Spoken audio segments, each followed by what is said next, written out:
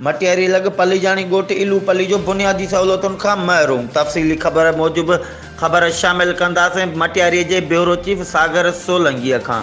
ॻोठ इलूपली जो में गर्ल्स स्कूल ऐं बॉयज़ स्कूल जूं छितूं दीवारूं मुकमल तौरु तबाह, जॾहिं त ॻोठाणनि वॾेरो पीर बख़्श, वॾेरो इस्माइल पली जो, हफ़ीज़ सलीम, हबीबुल्ला, अमजद अली पली जो ऐं ॿियनि सहाफ़िन अॻियां ॻाल्हाईंदे चयो त हिन स्कूल जी तइमीर थींदे एतिरो टाइम न थियो आहे, मगर हिन स्कूल में नाक़स मटीरियल इस्तेमालु थियल आहे।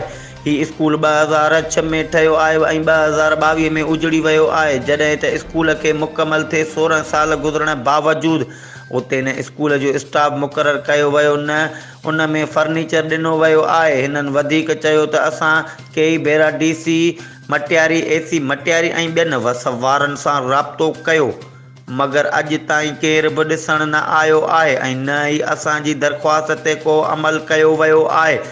ॻोठ वारनि जो वधीक चवणु हो त असांजा ॿार 4 किलोमीटर पंधु करे स्कूल वेंदा आहिनि, जॾहिं त असांजे ॻोठ में स्कूल मौजूदु आहिनि, मगर सियासी ऐं गैर ज़िम्मेवारनि जे करे ही स्कूल बहाल न थी सघियो आहे।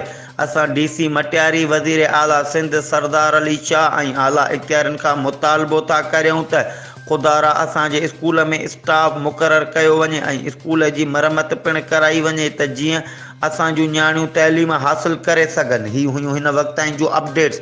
वधीक ख़बरुनि ऐं अपडेट्स जे लाइ ॾिसंदा रहो सिंध इशूज़ न्यूज़ TV।